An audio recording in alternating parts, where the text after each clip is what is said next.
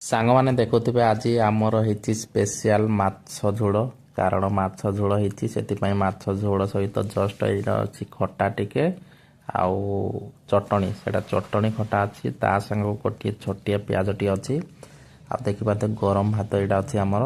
ତା ସାଙ୍ଗକୁ ଦେଖନ୍ତୁ ମାଛ ମୁଣ୍ଡଟିଏ ମୁଁ ଆଣିଛି, କାରଣ ଦେଶୀ ମାଛ ଟିକେ ହେଇଥିଲା ତ ସେଥିପାଇଁ ଖାଇବାକୁ ବହୁତ ମନ ଲାଗିଲା।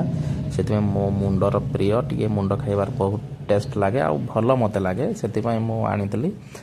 ଦେଖିପାରୁଥିବେ ଏବେ ମାଛ ଆଉ ଗରମ ଭାତ ଜଷ୍ଟ ଚଟଣି ବାଟା ଯାଇଛି ସ୍ପେଶିଆଲ, ଆଉ ଗୋଟିଏ ପିଆଜ ଛୋଟ ବାଲା ପିଆଜ ଆଉ ଖାଇବା।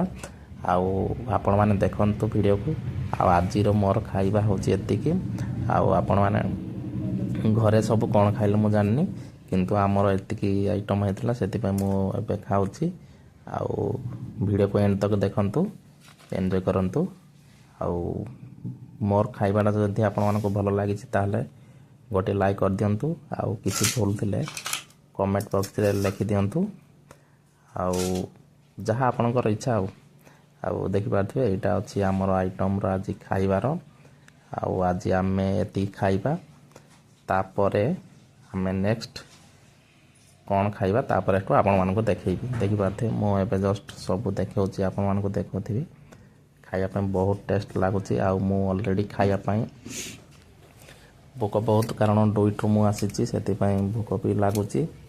ଆଉ ଖାଇବା ପାଇଁ ଅଲରେଡ଼ି ମୁଁ ବସି ବି ଯାଇଛି।